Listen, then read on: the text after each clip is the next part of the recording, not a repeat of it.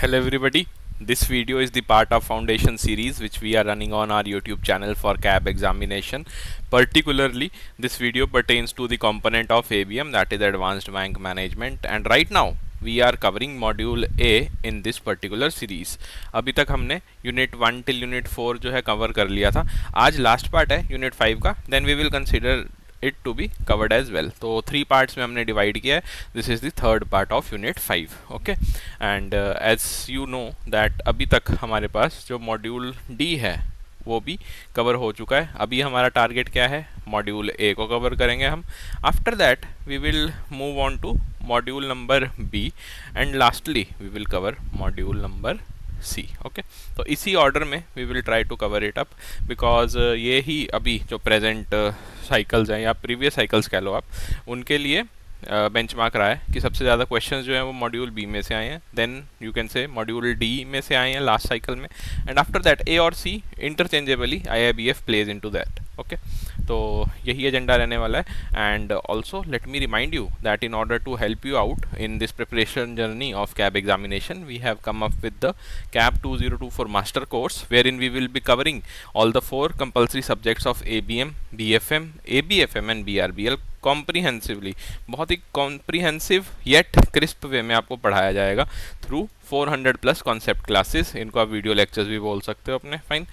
सबसे unique feature जो इस कोर्स का है वो ये है live classes which will be starting from November. Okay, second week और फर्स्ट वीक के around we will start it. और यहाँ पे जो मोस्ट इंपॉर्टेंट टॉपिक्स हैं वो आपको पढ़ाए जाएंगे. फाइन. हर एक कंपोनेंट के जब भी लाइव क्लासेस होंगी उसमें यही एजेंडा रहेगा सभी में कि आपको जो मोस्ट इंपॉर्टेंट और रेलिवेंट कॉन्सेप्ट्स हैं अकॉर्डिंग टू द PYQs वो पढ़ाए जाएं, एंड आपका जो मार्क्स हैं वो मैक्सिमाइज कर पाएँ आप. Fine. Along with that, we will be also providing in this particular course the practice mocks, that is your 150 plus chapter wise test. हर यूनिट की वीडियो देखो, उसके बाद jump into the chapter wise test. Fine. इनको solve करो and make out the notes जहाँ पे आपको लगता है कि वीकनेस है. आफ्टर दैट अगर आपने ये सारा का सारा अपना सपोजिंगली BFM, ABFM, ABM या BRBL में से कोई भी सब्जेक्ट कवर कर लिया है, उसके बाद आप जंप करो अपने फुल लेंथ मॉक टेस्ट पे. एंड एग्ज़ाम लाइक कंडीशन जो है, एग्ज़ाम लाइक कंडीशन के अंदर यू अटेम्प्ट दीज मॉक्स. फाइन. तो एक कॉम्प्रिहेंसिव कवरेज जो है आपको वीडियो लेक्चर्स के थ्रू मिल रहा है, प्लस एक कॉम्प्रिहेंसिव प्रिपरेशन के लिए I would recommend you to join this course and do check it out other details also which are available on our website, and also check the various discounts which we are right now running on this particular course. Fine. तो आज के topic पे आते हैं अब, that is seasonal variation. Seasonal variation किसका part है? It is the part of time series variation. अभी तक हमने सेक्युलर ट्रेंड पढ़ लिया है, उसके बाद हमने क्या देखा था? बिजनेस साइकिल वाला जो आपका ट्रेंड होता है वो हमने देख लिया. उसको आप साइक्लिकल वेरिएशन भी बोल सकते हो. आफ्टर दैट आज हम देखेंगे सीजनल वेरिएशन. और जो इरेगुलर वेरिएशन है ना, that is like just a concept. तो वो हमने जो फर्स्ट लेक्चर में देखा था पार्ट 1 में, दैट इज़ इनफ. फाइन. उसको आप पढ़ के चले जाओ एंड मोर और लेस जो थ्योरेटिकल क्वेश्चन आएंगे you will be able to solve them. Fine. तो सीजनल वेरिएशन क्या होता है? As the name suggests, seasonal. तो इससे आपको जो माइंड में आना चाहिए वो क्या आना चाहिए? समर, विंटर, ऑटम, स्प्रिंग, है ना. तो ऐसा ही है, ये ऐसा ही वेरिएशन है कि समर में आपके पास कैसा रहेगा एक पर्टिकुलर पैरामीटर, विंटर में उस पैरामीटर के साथ क्या हो रहा है, फिर स्प्रिंग में क्या हो रहा है, एंड ऑटम में क्या हो रहा है. फाइन. तो season wise it will very. और अगर आप इन चारों सीजन को क्लब कर दो तो the events involve in these season are happening within 1 year, है ना. तो यही है यहाँ पे. This can be defined as the movements around the trend line, जो सेक्युलर ट्रेंड था ना, इन 1 ईयर और लेस. ओके, एक साल के अंदर अंदर जो भी आपके ट्रेंड लाइन के अराउंड मूवमेंट्स हो रही हैं they will be covered under the seasonal variation. In order to measure seasonal variations, time intervals must be in small units like days, weeks, etc. अब देखो यहाँ पे ये days और weeks mentioned है, months में भी हो सकता है, but mostly we try कि days और weeks में हम करें. उसका रीज़न क्या है? रीज़न समझो आप ज़रा. रीज़न ये रहता है कि हमको हमेशा जब भी हम एक टाइम सीरीज़ पढ़ रहे हैं तो उसको एनालाइज करना ही हमारा मोटिव है. फाइन. आज की जो टाइम सीरीज़ है उसको बेंचमार्क रखते हुए we tend to predict the future time series. Fine. और फ्यूचर टाइम सीरीज के अंदर जितने हमारे पास स्मॉलर यूनिट्स होंगे दे विल बेटर जज द फ्यूचर वेरिएशन, है ना। जैसे कि हम सैंपल्स लेते हैं, पॉपुलेशन में से हम क्या एक्सट्रैक्ट करते हैं, sample 1, sample 2, sample 3, so on till sample n। तो जितना सैंपल साइज हमारा छोटा होगा, जितना माइन्यूटली हम उसे ऑब्जर्व करेंगे, उतनी ही ज़्यादा बेटर इंटरप्रिटेशन किसके बारे में आएगी, पॉपुलेशन के बारे में। फाइन, तो इसीलिए हम स्मॉलर यूनिट्स यहाँ पे भी यूज़ करते हैं। अब एक जो टर्म है डी सीजनलाइजेशन, इस पर क्वेश्चन खैर नहीं पूछा गया बट थ्योरेटिकल क्वेश्चन बन सकता है, तो देख लेते हैं। Eliminating the seasonal variation from time series is known as deseasonalisation. अब ऐसा पूछ सकते हैं वो, the term deseasonalisation refers to, question mark कर देंगे और 4 ऑप्शन दे देंगे आपके पास।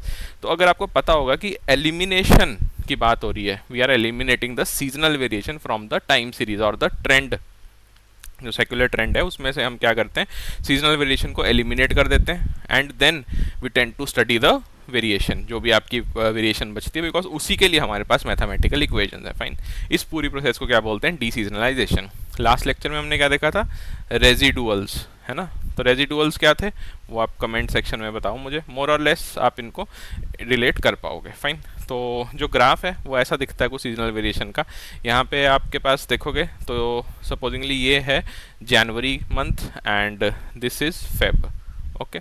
तो मोर और लेस यू विल फाइंड कि आपके पास जो वेरिएशंस आ रही हैं they will change, abrupt changes नहीं होंगे but changes will be there within a period of time which is in the units of let's say days, weeks और months में भी हो सकता है। फाइन, अब आते हैं आरएमए मेथड पे। इस पे थोड़ा सा एक आप बोल सकते हो न्यूमेरिकल या फिर शॉर्ट न्यूमेरिकल, 1 मार्कर या फिर मतलब बहुत ही कम कैलकुलेशन के लिए जो आपके आते हैं नहीं कुछ ऐसे न्यूमेरिकल एग्जाम में जिसमें कि ज़्यादा नहीं होता है कैलकुलेशन, वैसा सा न्यूमेरिकल टाइप क्वेश्चन आ सकता है, मैथमेटिकल क्वेश्चन आ सकता है, न्यूमेरिकल तो खैर नहीं बोलेंगे मुझे। Fine, ratio two moving average method that is RMA method. ये आपने याद रखना है कि आरएमए मेथड किसके लिए यूज़ होता है, it is used in the case of seasonal variation of time series analysis. So motive क्या है, objective क्या है RMA method का, it is used to measure the seasonal variation. Fine, seasonal variation को यूज़ करता है और ये हमें सीजनल वेरिएशन को स्टडी कैसे करता है, हमें थोड़ा सा स्मूथ हमारी प्रोसेस कैसे बनाता है ये वाला method, it provides N index. Fine, एक इंडेक्स प्रोवाइडेड रहेगा यहाँ पे, ये आपने याद रखना है आरएमए मेथड में, दैट इंडेक्स इज प्रोवाइडेड। हमेशा जब भी क्वेश्चन आएगा तो उसमें कोई ना कोई इंडेक्स ज़रूर से प्रोवाइडेड रहेगा, एक बेंचमार्क ज़रूर रहेगा आपके पास। फाइन, अगर नहीं दिया होता तो क्वेश्चन का मतलब ही नहीं बनता। फाइन, तो अगर मैथमेटिकल क्वेश्चन आता है तो आपने याद रखना है कि इंडेक्स की बात तो होगी ही होगी, and this index is based on what, mean of 100। ये भी याद रखना है आपने कि मीन ऑफ 100 जो है उस पे बेस्ड है ये पूरा का पूरा इंडेक्स, जो भी इंडेक्स गिवन होगा वहाँ पे। फाइन, तो 3 चीज़ें आ गई हमारे पास। RMA method is use for seasonal variation, और सीजनल वेरिएशन को स्टडी कैसे करता है, थ्रू इंडेक्स, और जो इंडेक्स है वो किस पे बेस्ड है, मीन ऑफ 100 पे। मीन ऑफ 100 क्या होता है, बेसिकली एक मैथमेटिकल टर्म है, एक मैथमेटिकल पैरामीटर है, आई वुड से, टर्म तो नहीं, एक मैथमेटिकल पैरामीटर है जिसके through we study various statistical और you can say various sample, okay, various samples को हम स्टडी करते हैं यूजिंग दिस मीन ऑफ 100। और मीन ऑफ 100 जो है जब भी ये टर्म होगी तो मैथ्स में अगर हम इसे रिप्रेजेंट करें तो it is denoted by division of 100। Fine, जो भी आपके पास एक्स वाई जी यहाँ पे टर्म आ सकती है, X Y Z, that will be divided by 100। Okay, अब degree of seasonality is measured by the variations away from the base. अब ये बेस कौन सा है, दिस इज द इंडेक्स।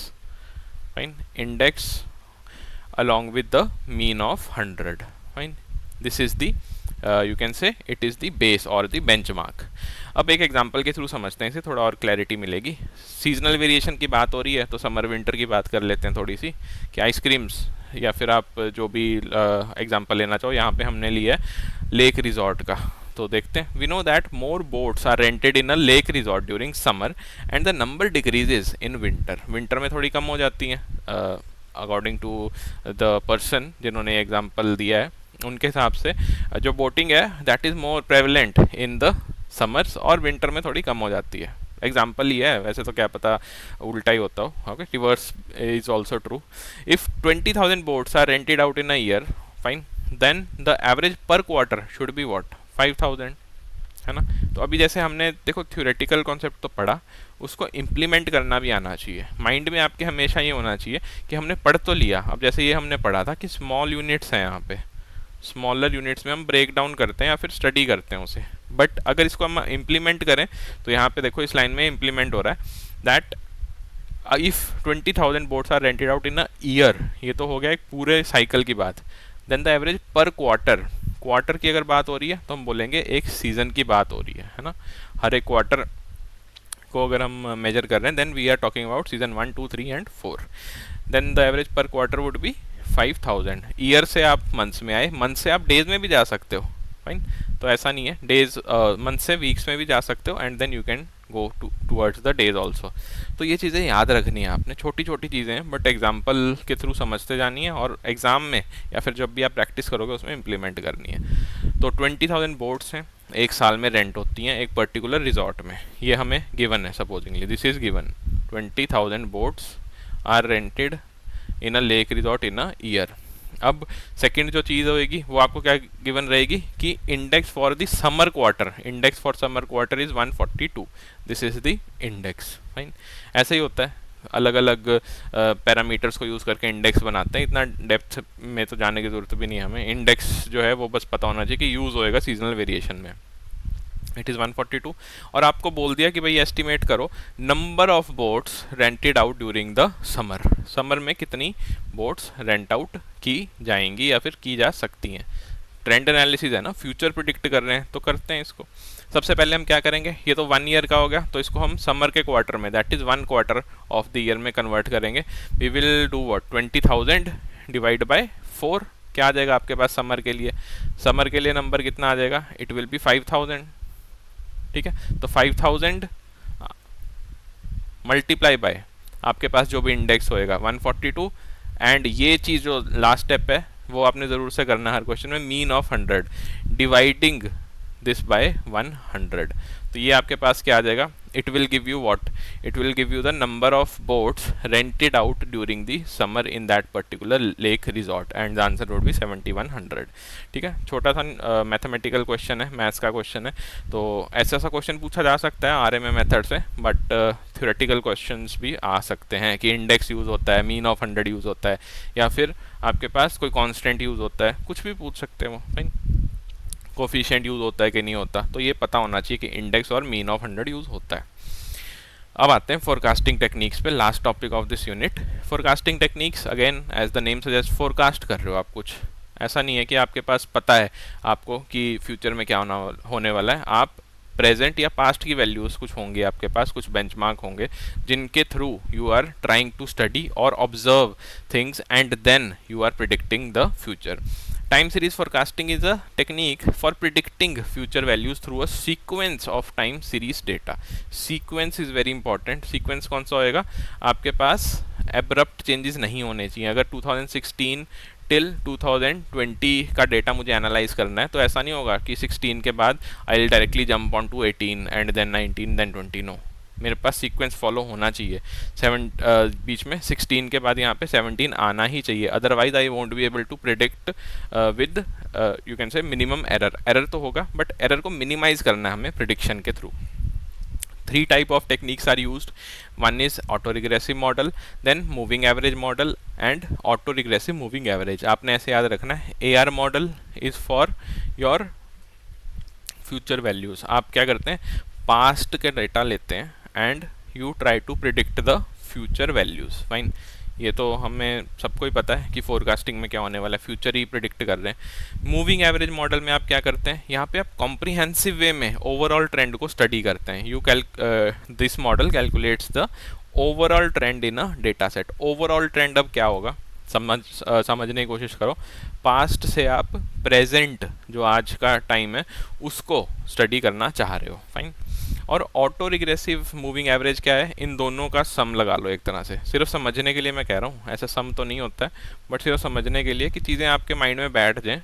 इन दोनों का आप सम करो तो क्या आएगा, पास्ट की वैल्यू यूज़ करते हुए हम क्या कर रहे हैं, प्रेजेंट को भी स्टडी कर रहे हैं plus we are studying the future also.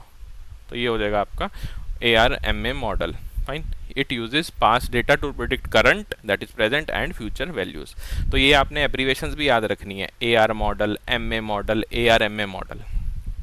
ठीक है, क्योंकि क्वेश्चन कई बार ऐसे भी आ जाता है कि AR model is use for MM model और ARMM model is use for. Fine, तो this was it for unit number 5। Revise करते रहो, अपनी जो भी क्लासेस में पढ़ाया जा रहा है उस पे बेस्ड न्यूमेरिकल और थ्योरेटिकल क्वेश्चन ज़रूर से सॉल्व करके देखो।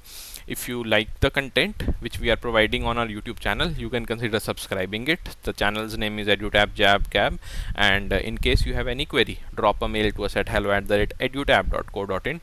Telephonically, this is the number where you can contact us.